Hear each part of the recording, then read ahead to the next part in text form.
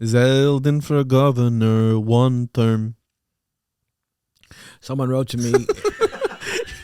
You're supposed to do Zeldin for governor 2 terms. Oh, after hearing that little choir of Zeldin for governor 1 term, Zeldin for governor 2 terms. And 3 terms. And 3 terms.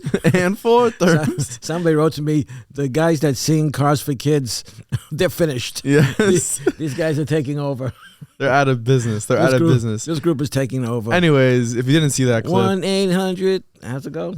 Cars for Kids. Cars for Kids. If you haven't seen that video, we'll show it right now. Zeldin for governor, 1 term. Zeldin for governor, a 2nd term. And a 3rd term. Go out and vote. 1, 2, 3. For Lee Zeldin and over me. Anyways, welcome back to the Daily Thread. It's Tuesday. It's Tuesday, November 8th, Election Day. It's a big day. Make sure to go out and vote. It's very interesting news to start today. Yeah, go ahead. Out of the White House yesterday, the press secretary said it might take a few days to count the vote. In modern elections, more and more ballots are being cast in early voting and also by mail.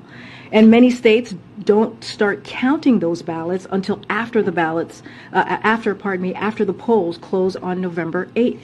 So you heard the president say this the other night. He has been very clear on this as well. We may not know all the winners of elections for a few days. It takes time to count all legitimate ballots in a legal and orderly manner. That's how this is supposed to work. Which to me is a little strange because it never took a few days to count the vote up until a couple of years ago in the election with Donald Trump and Joe Biden. Why would in this election it would take a couple of days to count the vote? Well, you have absentee ballots, and every state. There was always absentee ballots. Every state has different laws about how to deal with it. If you saw the news last night, a number of ballots that were submitted before the election in Pennsylvania were eliminated, were disqualified. Why? Because people didn't put the right date or didn't put the date at all on the ballot. You know, I told you, I may mention that I was in Florida 2 weeks ago, and I went to an election meeting. In the area that I'm in Boynton Beach. Yeah. I thought it was going to be about local, community politics, but it turned out to be about the election. And they happened to be, a very liberal group.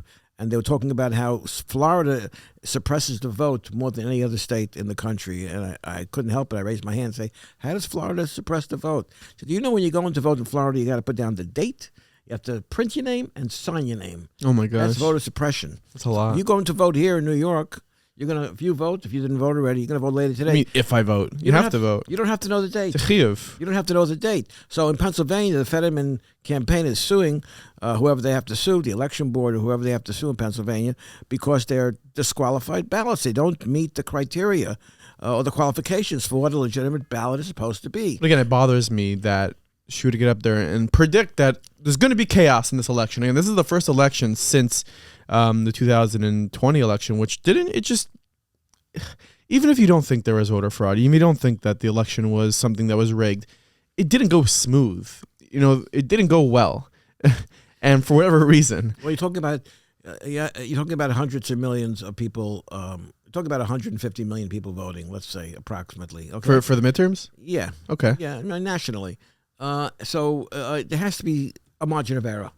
Okay. Was there a margin of error 8 years ago, though? Was there a margin of error 12 years ago? I think there's always a margin of error, but I don't think it's significant as to be able to turn the election. It's a question, honestly. Was the margin of error in 2020 much larger than any other year, or is just Donald Trump? He's an entertainer. He caused a lot of chaos and ruckus from it. Listen, you look at Joe Biden, okay?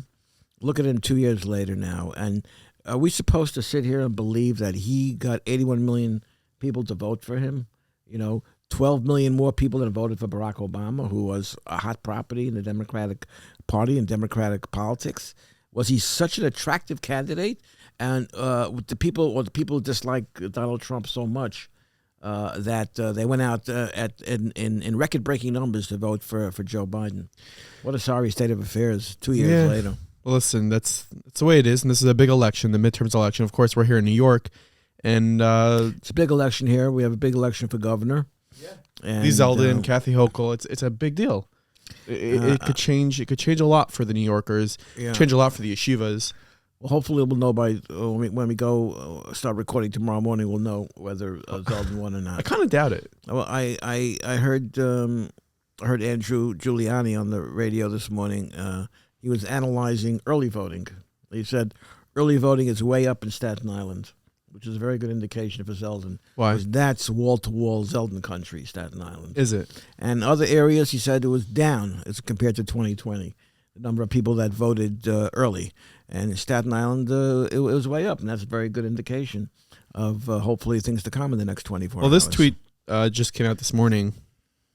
It's disturbing that the largest Board of Election polls site in the area at 215 Hayward opened almost an hour late due to waiting for school to open. Also received complaints that the Taylor White site opened late and people left. Given the delay, we reiterate the ask for additional personnel.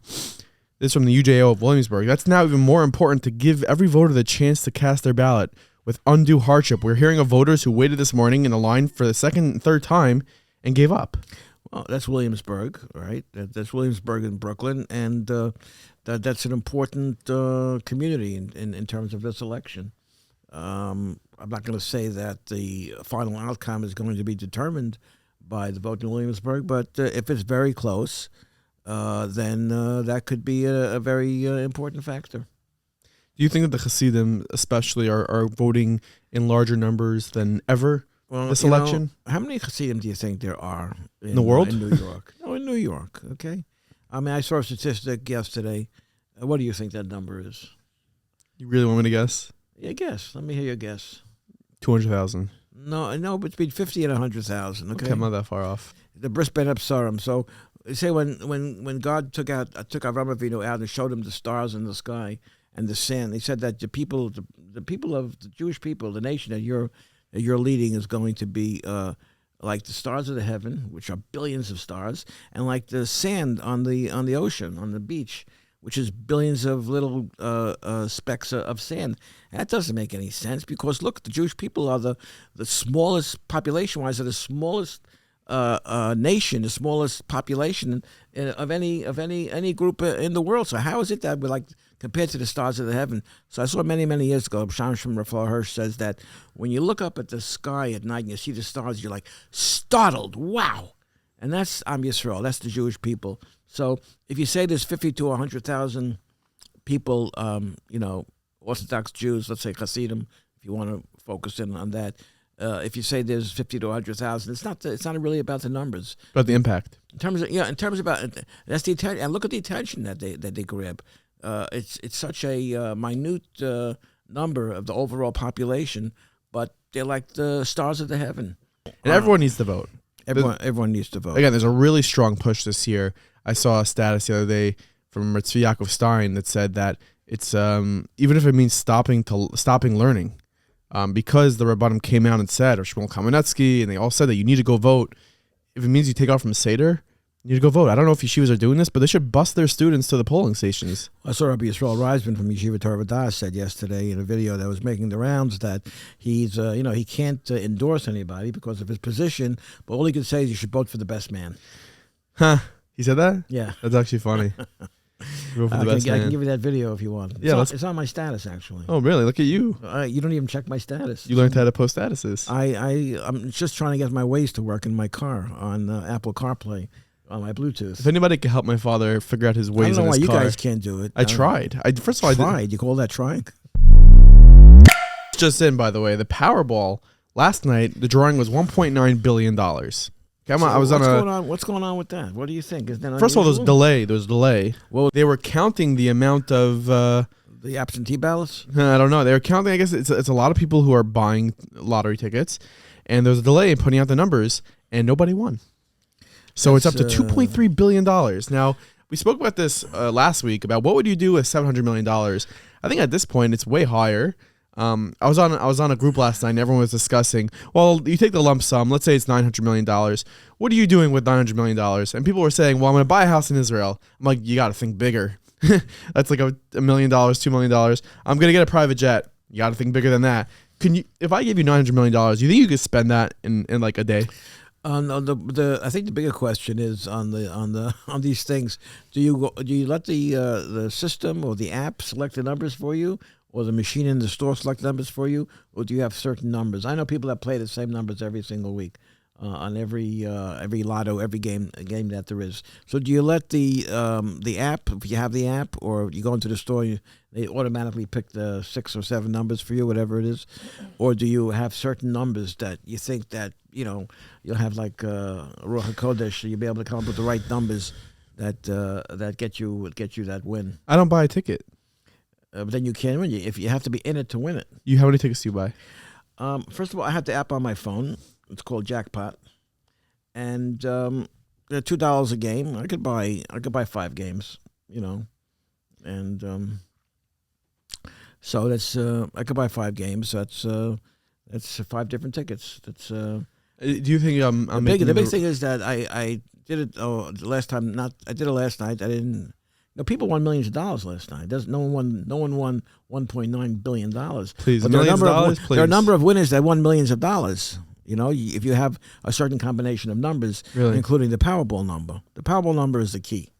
The Powerball number with 2 or 3 other numbers, you could win a few $1 million. Interesting. Do you think I'm making the wrong decision by not getting a lottery ticket? Well, one thing is you can't. I'm kind of hoping that you win. I don't want the pressure of having that much money. You'll give me $100 million. I'll be good to go. I know you want me to win, so the usual pattern of your life doesn't have to be upset in any way. It could just go on as usual. I don't want to have to give you. If you win, then it's like having Niagara Falls flow up. Niagara Falls cannot flow up no matter how much you try. Niagara Falls is very strong, and it's downward. And no matter how much you're going to push and pray and beg, it's not going to flow up. So I understand where you're coming from. Well, I did that to myself by bringing it up. Another story that's worth mentioning is Ryan Turell makes his professional basketball debut last night. Showing the video? Showing the video. Big in this one. They're down by 24 points. What's happening? This is the professional debut for Ryan Turell. He's trying to be the first ever Orthodox Jew to play in the NBA.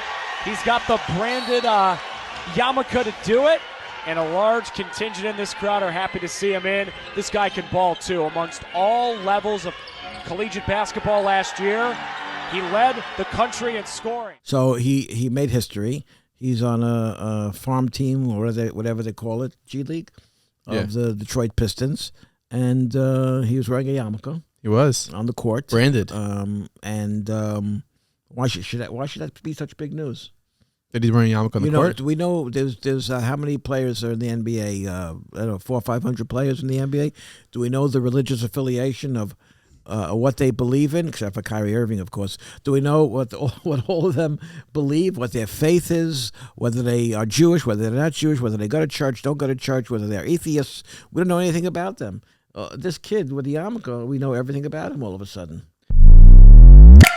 So in terms of the election results that we're looking for tonight, we were just saying that it's not just, what's going to happen with yeshivas. It's important to us, of course, and our audience here in New York. But it's actually the fate of the world is on the line. It's a little dramatic, no? Yeah, it is. Let back up for a second. It is a dramatic situation that we're dealing with. It's not a comedy. It's not a comedy where certain people that are presently in power want to lead the world is not a good or healthy thing. Now, the people that have a good track record on predicting elections that I read about last night say that there's one guy in particular, Larry Sabato, who has a very good track record of predicting elections. He says that the Republicans will win the House 236 to 198, which is a nice margin. That's pretty, yeah. That's a good margin. And he says that they will win the Senate 51 to 49. Whoa. That's close, but with a little bit of good fortune, it could be 52-48 or even 53-47. You have races like, of course, Pennsylvania, Dr. Oz, and John Fetterman. I mean, we've beat that horse. Yeah. Over and over again. I'm not calling anybody a horse, but we beat that horse over and over again. It's just a cliche. It's something I noticed during these election season is the amount of people that who are running for office, made a visit to the aisle, to the Lubavitcher Rebbe. It's like I know Lee Zeldin did. Who else? Lee Zeldin, Kathy Hochul went. Oh, really? There was a elected official. There was someone out of Connecticut who went last night as well. A woman who's running for Senate. Many politicians go. Well, her last name was Levy. It's good. It's good that they do that because it demonstrates their faith and their belief in being influenced by a higher power, than just flesh and blood, mean and dirty and vicious. It's interesting though. Did that always happen? Did they always go to the aisle? I don't know. I think it's been I was there with who was I there with? A couple of election cycles ago. I don't remember who right now, but I know whoever it was. I was there when Rudy Giuliani was there. Is it a political move? Is it like we're showing that we care about the Jewish community, or is it actually like they think they're actually going for a higher reason? It's very complex, but Zeldin was there several times, and the last time I don't know if you ever showed the video. The last time he was there was Friday morning. I think he was there before it got light outside. So he was there very early. I think he's a serious-minded person, and I think he sees himself as being on a mission. If he wins, he's going to have to run New York State, but he also has to, in the privacy of his own head, he has to see himself as being a shliach of some type. Ordained for a higher purpose that'll be determined in time. You can't tell what it is today or tomorrow. Hopefully if he wins, and we're of course rooting for him, we don't know what that is. So Hashem works in very mysterious ways, and if you think you figured it out, that's one sure sign that you're wrong. Like Nachman Kahana always says. He said it around Rosh Hashanah time. If you think whatever you think Hashem is, he's something else. Because if you think that you got it, then he's something else because you can't get it. I saw an interesting post this morning. If you don't vote, you lose the right to complain. And we're Jewish. We love complaining. So for those who are sitting at home right now and they're like, you know what? I'm at work, busy day. I really don't have time to go out and vote. What would you say to them? No matter what we say, we could turn blue here, and 40% of the people are not going to vote. They're just not going to vote. And I bet you another 20% don't even know if it's election day. No way. How do you avoid knowing it's election day? I know people that don't. That if you ask them, if you told them, oh, it's election day today, people are just tuned out, right? We know people that are tuned out. They just don't know. They don't know who Kathy Hochul is. They don't know who Lee Zeldin is. I mean, we're immersed in it. They don't even know who Edwin Diaz is. Maybe a little too much, honestly. What do you say? People who are on the fence about pushing themselves to go vote. Well, people are always going to say, whatever's going to happen, it's going to happen. I know people that say, Hashem's going to do what he wants to do, so what do I have to vote for? All right, is that a fact? Is that a fact of the matter? Well, Hashem gave us a certain koach, a certain power to determine the direction of the world. That's why he created us and put us in this beautiful world, so that we have, so we're instrumental in determining its direction. And of course, our purpose of being created in the first place was to create a godly environment. And you do that with baby steps. You do that a little bit at a time. I just want to know, and again, for everyone listening, you need to vote because honestly, elected officials can see if you voted or not. And if your community didn't vote, then you don't have a voice. You don't have an ability to say, well, we need more funding for this and we need that. Because if you don't vote, they don't take you seriously. You can't talk. I just want to make sure. I want to know that we're going to have results tonight because I don't want it to be dragged on. You'll have a lot of results. You'll have a lot of results tonight. Some places it might drag on. The senatorial race in Georgia might drag on because you can't win unless you have 50% of the vote, which means there's going to be another runoff election on December 6th between Warnock and Herschel Walker. So we still don't really know how he got the name Herschel. No. Well, what's with your research department? They didn't come up with anything yet? Herschel? I don't know. Herschel. You think it's Tzvi? I think it's Tzvi. All right. You think it's Tzvi? The states that are going to determine the majority in the Senate are Nevada, Pennsylvania, Georgia. Okay, that's three.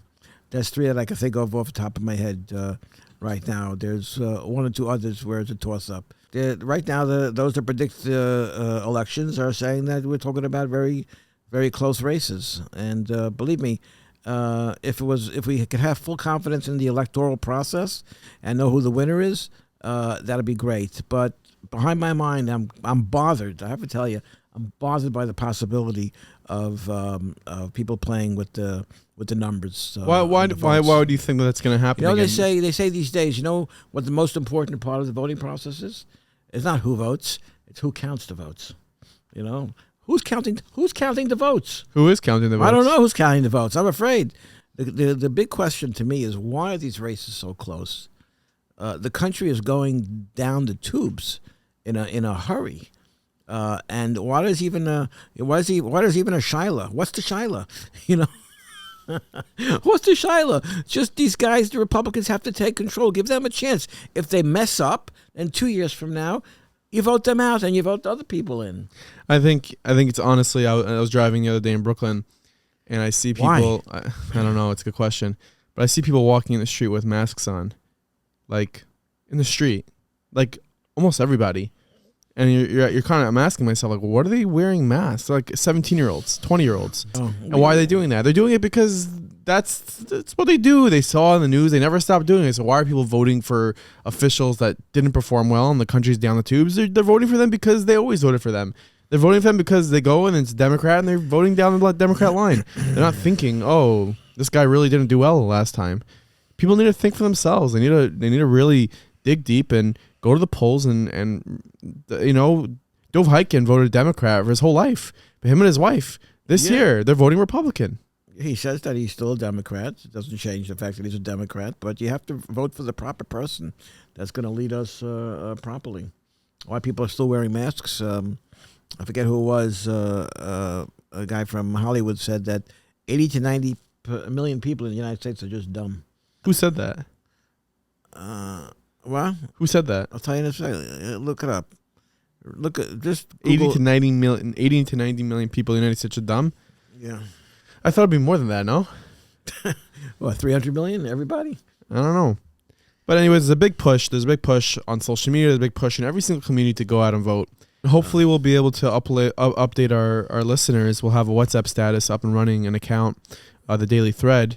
And we're going to post a link in the description over here once we have that. And they can see videos from you at Lee Zeldin's headquarters. And we'll be posting election results and election results explained. You know, I myself, I see these results and I'm like, well, what does that mean? What does it mean? I see that the guy who I want to win is up by 15 points now, but that's only with 30% of the vote counted. He could lose by 15 points.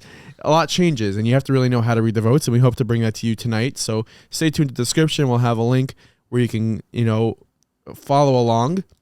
And I'm also looking forward to not talk about the elections anymore tomorrow. So if you don't like elections, then we're very excited. Hopefully it'll be done with. We have a lot more to talk about in tomorrow's episode. Tomorrow is the anniversary of Kristallnacht. Tomorrow is also the first anniversary of my father's booster shot. The first anniversary, which is something that he is celebrating by not getting another booster shot. Okay, there you heard it. Listen, folks, election day today. The elected officials in the past who kept the yeshivas closed, who kept you in red zones, who kept you unable to live life as a frum Jew, to practice the way you wanted to practice, the way we deserve to practice freely, the people who tanked our economy, who took advantage of our support. Today is the day that we fight back. Today's a beautiful day because today's a day where we have a voice and we get to say who we want to be in charge of our government, our local government, and it makes a big difference. So if you're thinking about not voting, come on, get off the couch. I hope we can celebrate tomorrow. I hope we can too. We'll bring some schnapps in. What happens if we don't? What happens if we can't celebrate? No schnapps, that's for sure. If we can't celebrate, we're doing booster shots. We'll just change the subject. I don't know.